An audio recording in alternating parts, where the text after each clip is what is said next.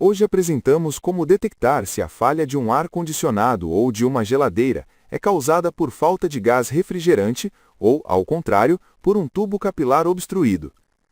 Começamos dizendo que dois problemas muito comuns em equipamentos de refrigeração são a falta de gás refrigerante e o capilar obstruído. Em muitos casos, esses problemas podem ser difíceis de diferenciar, pois os sintomas podem parecer semelhantes. Por isso, a seguir, explicaremos os sintomas obrigatórios de cada falha, que permitem realizar um diagnóstico correto. 1. Como confirmar a falta de gás refrigerante? Para confirmar que existe falta de gás refrigerante, devem ser atendidos obrigatoriamente os três sintomas a seguir. A. Um sintoma comum da falta de gás refrigerante em um equipamento de refrigeração é que a pressão do refrigerante, tanto no lado de alta quanto no lado de baixa, esteja mais baixa do que o normal. Esse sintoma pode ser medido utilizando um manômetro, com o equipamento ligado. A pressão será baixa dependendo do grau do vazamento existente. B. Outro indício de falta de gás refrigerante é que a corrente elétrica do compressor será mais baixa do que o normal, pois o sistema, ao ter menos refrigerante, necessita de menos energia elétrica, já que comprime uma quantidade menor de gás. C.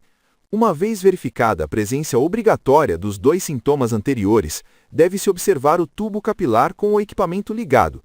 Um tubo capilar seco e morno é sinal de que o capilar está em bom estado e confirma que a falha corresponde à falta de gás refrigerante. 2. Como confirmar a presença de um tubo capilar obstruído?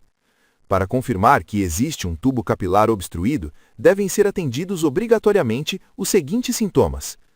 A. Quando um capilar está obstruído, o refrigerante se acumula no condensador.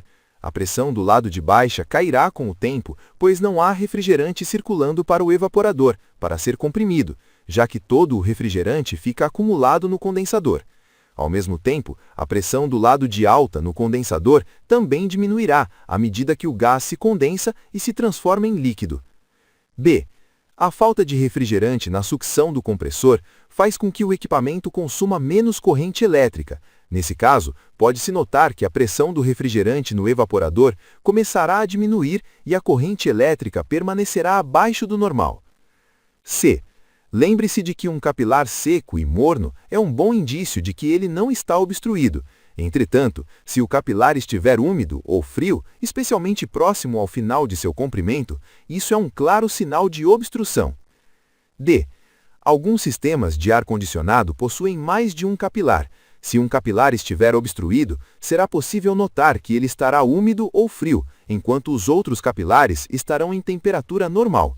Essa diferença indica claramente uma obstrução no capilar problemático.